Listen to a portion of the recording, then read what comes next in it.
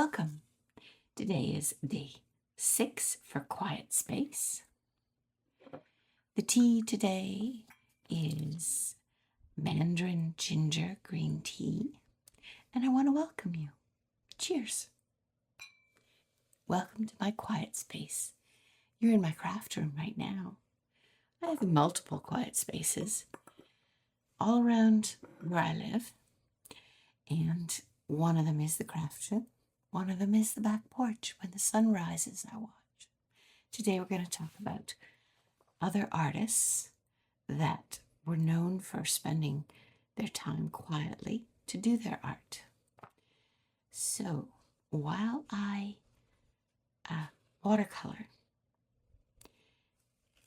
I'm going to talk about each one. And then when we come back at the end, you'll see how I've decorated this page that I watercolored. I'm using Gem Colors by Gansai Tambi. Someone sent me this. And I'm doing it directly on the page, taking a chance. And I'm filling in these horizontal lines. Apparently, that's how Agnes Martin painted. So this will be interesting.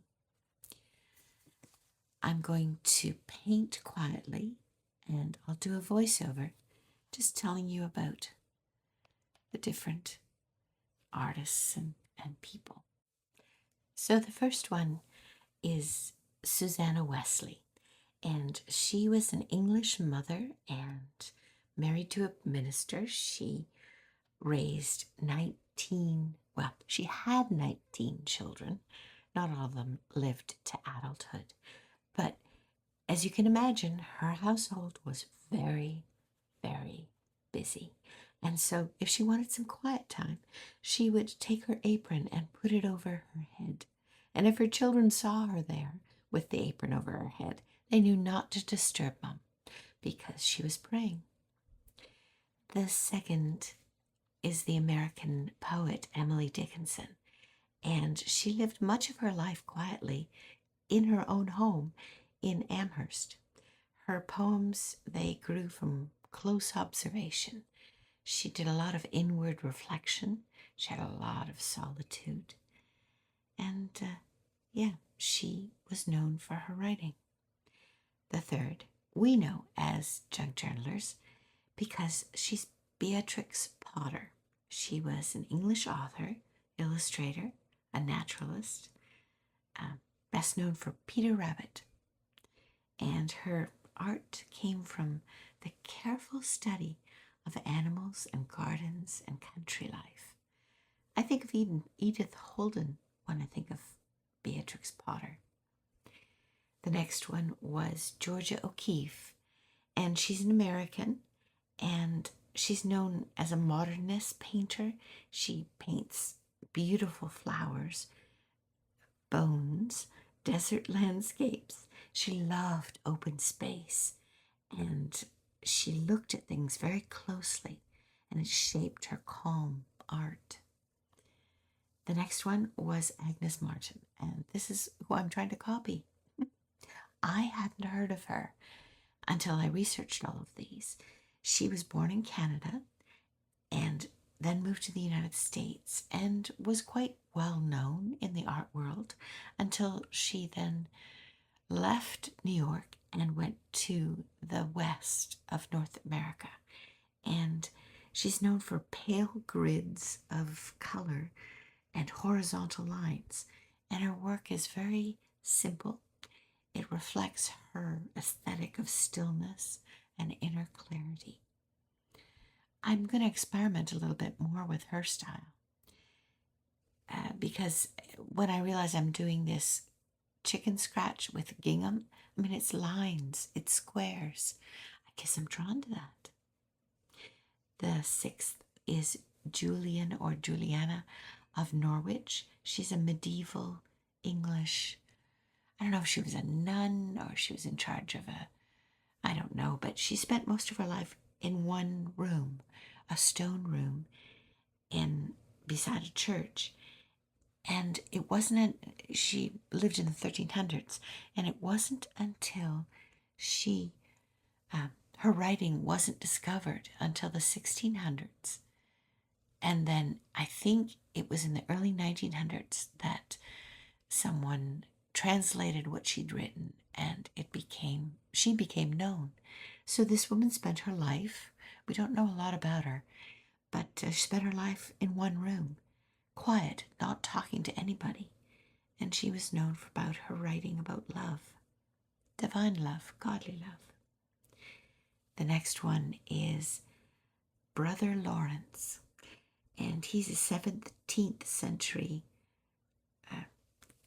monk, Carmelite lay brother, and he's known for practicing just everyday life, things in the kitchen, whether it was doing dishes or making things in the kitchen. His art was the basics of life, the simplicity. And they were known for not talking, not loudness, nothing like that. And the last is Tasha Tudor, and she's more our age group, we would know her from history. She's an American illustrator and a homemaker, and she's known for her storybook art. And she led an old-fashioned country life. Some would say unplugged or whatever, but I'm not even sure that there were smartphones in that time. And she had gardens and her handwork and animals, and it was all expressed in the slowness of living. So everybody has a different way of being quiet, whether it's finding it in the middle of chaos, like Susanna Wesley and her apron over her head, or Emily Dickinson in her bedroom because she wasn't well, I think, and writing in solitude, to going outside and just wandering around in nature and noticing nature and being quietly introspective, but also noticing the outside world. Georgia O'Keeffe, she's very well known. Her flowers are intricate and detailed and extraordinary. And as I mentioned, Agnes Martin, I didn't know about her. I hadn't heard of her. And I watched a tutorial on how to paint like her. I'm going to link it below. What you're seeing me paint is not like she painted, other than the fact that I'm putting lines inside grids. But I think I'm going to explore a little more about how she painted, because she didn't begin with this, but she ended her artistic life doing this sort of painting. And she would just sit quietly and think before she painted. And apparently she had thrown away more paintings than she finished, because if it wasn't the way she liked it, then she would just throw it away. And the other one so maybe you and I are like that in our junk journaling. If we don't like it, boop, it goes in the bin. That's okay. We're not the only ones that do that in our quiet pursuit of the art that we've chosen. So the other one that really caught my imagination was Juliana of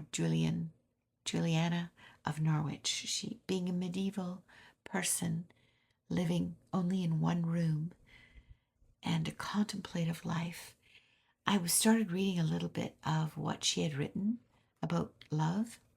And one of the things that really drew me was she talked about, I saw full surely that ere God made us, he loved us, which love was never slacked, nor shall ever be. And what she meant by that was, God's love is not reflective of a human mood. He loved us even before we were born, even before we existed. And he continued loving us and continues to this day. And imagine her sitting alone in her stone, they call it a cell, where the nuns or those that were sequestered, and looking out a window and just thinking of God and love, being completely alone and yet so aware of love. So she got my imagination with her writing. I'm going to read her book. I'm going to find a translation. And Brother Lawrence, so I've heard of him, and when I do my own housework, whether it's doing dishes or whatever it is, I think of all the Amish or Mennonite men and women that live without electricity, and they do their work, and their work is like their quiet meditation and honoring God in their lives. And lastly, Tasha Tudor, she being an illustrator of quiet, homey, country kind of things.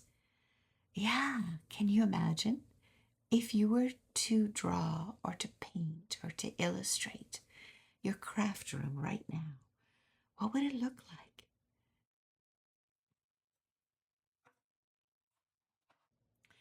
And so that concludes our day of quiet space. Leave a comment below if you have a special quiet space that you like to gather.